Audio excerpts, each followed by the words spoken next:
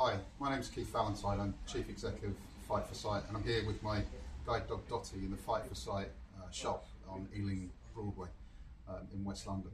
I just wanted to say something about what it means to live with sight loss and to work with a charity like Fight for Sight that's setting out to make a profound difference in the lives of people with visual impairment by saving sight, which we do by funding cutting edge research that can change lives, and also changing lives, which comes from the projects that we fund that help blind and visually impaired people get on, live their lives, contribute towards communities and fulfil their potential.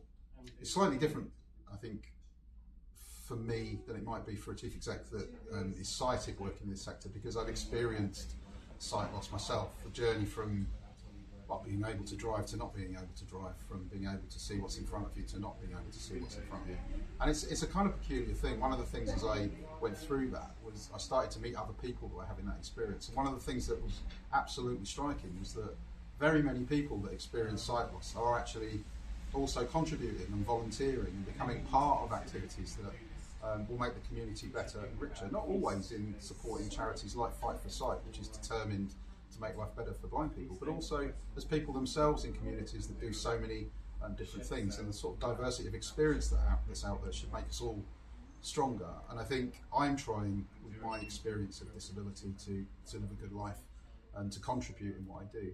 And one of the peculiar things, and people may be curious about my eye condition and what I can see, is that it has a side effect that I see kind of hallucinations in the real environment. It's a condition called Charles Bonnet syndrome, and it can create a bit of magic in your day, and particularly in our brilliant shops, which is so beautifully designed. If you've not visited or volunteered or donated, you must get in touch with what we're doing. It's really exciting, and you can understand what we're trying to achieve as an organisation. But with my eye condition, I can also see little goblins walking around on the shop floors, and occasionally World War I soldiers wandering about, and sometimes I see two Dotties and not just one Dottie.